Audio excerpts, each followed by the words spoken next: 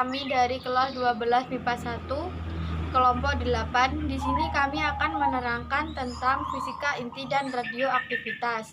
Terlebih dahulu kami ingin memperkenalkan diri kami terlebih dahulu. Saya Ulia Stagisna Widiawati, absen 11. Saya Dewi Lutfianti, absen 14. Saya Ira Dwi Lestari, absen 22. Saya Novidia Putri, absen 28. A. Inti atom. Inti atom adalah pusat atom yang terdiri dari nukleon atau nuklida. 1. Simbol atom. A. Z kali E. A disebut nomor massa yang melambangkan jumlah proton dan neutron. Z adalah nomor atom yang melambangkan jumlah proton dalam nuklida. E adalah nuklida yang memiliki simbol kimia E.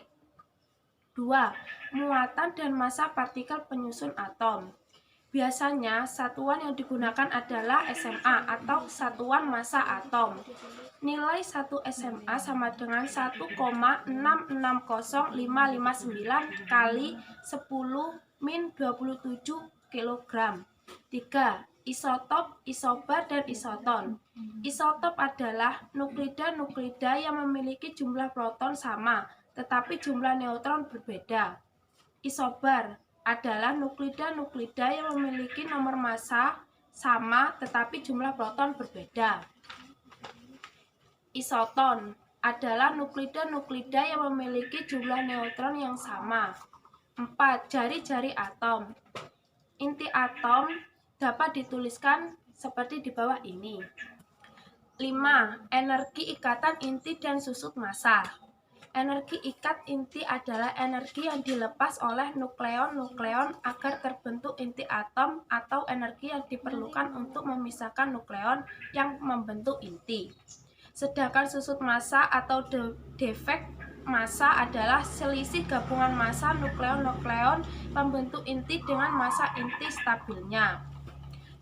Rumus dapat dituliskan seperti di bawah ini.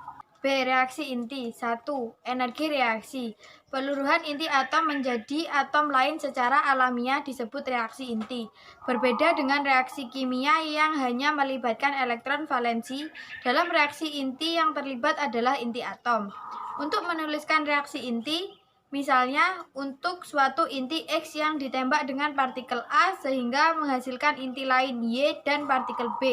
Reaksi ini dapat ditulis di bawah ini. Dalam reaksi inti harus dipenuhi sebagai berikut. A. Hukum kekekalan momentum. Momentum sebelum dan sesudah reaksi harus sama. B. Hukum kekekalan energi. Energi sebelum dan sesudah reaksi harus sama. C. Hukum kekekalan nomor atom. Jumlah nomor atom sebelum dan sesudah reaksi harus sama. D. Hukum kekekalan nomor massa.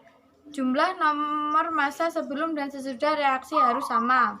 Untuk menghitung energi yang terlibat dalam reaksi dapat dihitung dengan persamaan berikut. 2.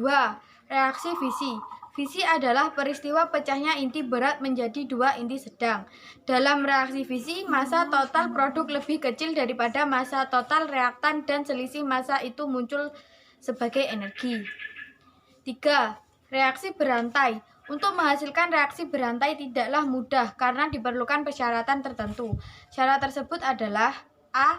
Uranium yang digunakan adalah 235 U yang dalam uranium alam hanya mengandung 0,718%. B. Neutron yang digunakan untuk menembak harus memiliki energi yang cukup termal. 4. Reaksi fusi. Fusi adalah peristiwa penggabungan dua buah inti ringan menghasilkan inti yang lebih berat dan partikel-partikel elementer disertai pelepasan sejumlah energi. Reaksi fisi disebut juga reaksi termonuklir. Hal ini disebabkan karena pada reaksi fusi memerlukan energi yang lebih tinggi atau terjadi pada suhu yang sangat tinggi. C. Radioaktivitas. Radioaktivitas adalah unsur yang dapat memancarkan radiasi secara spontan.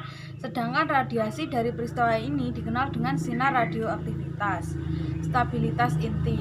Inti berat akan stabil jika jumlah neutron lebih banyak dari jumlah proton. Jumlah neutron yang harus dimiliki inti berat agar stabil kira-kira 1,5 kali jumlah proton.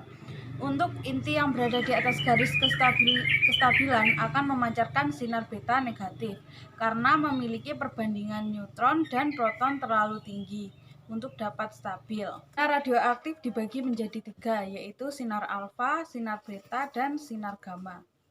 Yang pertama, sinar alfa memiliki sifat dapat menghitamkan pelat film dengan jejak berupa garis lurus. Kedua, mempunyai daya tembus paling lemah di antara radiasi sinar radioaktivitas yang lain. Yang ketiga, daya ionisasi paling kuat dibandingkan sinar beta dan sinar gamma. Yang kelima, dibelokkan dalam medan magnet maupun medan listrik. B. Sinar beta. Yang pertama, yaitu daya tembus yang dimiliki lebih besar dari sinar alfa tetapi lebih kecil dari sinar gamma. Dibelokkan dalam medan magnet maupun medan listrik. Jejak partikel acak karena hamburan yang dialaminya di dalam atom. Jangkauannya lebih besar daripada sinar alfa, kira-kira beberapa sentimeter di udara. C. Sinar gamma. Sinar gamma memiliki sifat yang pertama tidak dibelokkan dalam medan magnet maupun medan listrik. Dua, kecepatannya yang dimiliki sama dengan kecepatan cahaya. Tiga, mempunyai daya tembus paling besar, tetapi daya ionisasi paling kecil. Peluruhan. Peluruhan adalah proses pemancaran sinar radioaktif hingga berbentuk inti lain yang stabil. Satuan yang digunakan adalah Curie atau CI. 1 CI sama dengan 3,7 kali 10 pangkat 10 partikel per sekon. Satuan lain yang dipakai adalah becquerel. Becquerel identik dengan 1 peluruhan tiap sekon. 1. Dosis serapan. Dosis serapan adalah banyaknya energi yang diserap oleh setiap satu satuan massa. Satuan yang digunakan adalah joule per kilogram. Dosis serapan sebesar 1 joule per kilogram sering disebut juga Gray atau GY. 1 Gray sama dengan 1 joule per kilogram sama dengan 100 rad. 1 rad sama dengan 10 pangkat min 2 joule per kilogram. 2. Waktu paruh. Waktu paruh didefinisikan sebagai waktu yang diperlukan oleh suatu inti untuk meluruh hingga jumlah inti tinggal separuh dari jumlah inti mula-mula.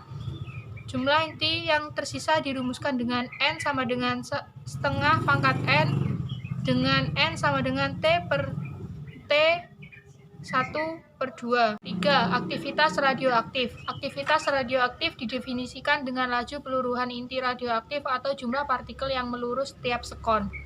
Pemanfaatan radioisotop. 1. Perunut atau pencari jejak.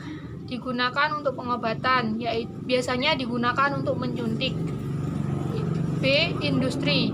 Digunakan untuk mendeteksi kebocoran suatu pipa penyalur minyak atau gas dapat dirunut dengan menyuntikkan sejumlah radioisotop ke dalam saluran pipa. 2. Pemanfaatan radioisotop berdasarkan sifat radiasinya. Sebagai pengobatan untuk membunuh sel kanker disebut radioterapi. Namun terapi ini menimbulkan efek samping, yaitu rusaknya sel-sel yang sehat di sekitar sel kanker.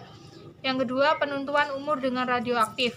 Dengan mengukur persentase keaktifan radiasi C14 dalam tumbuhan, binatang, atau manusia yang mati, kita dapat menaksir umur kematian mereka.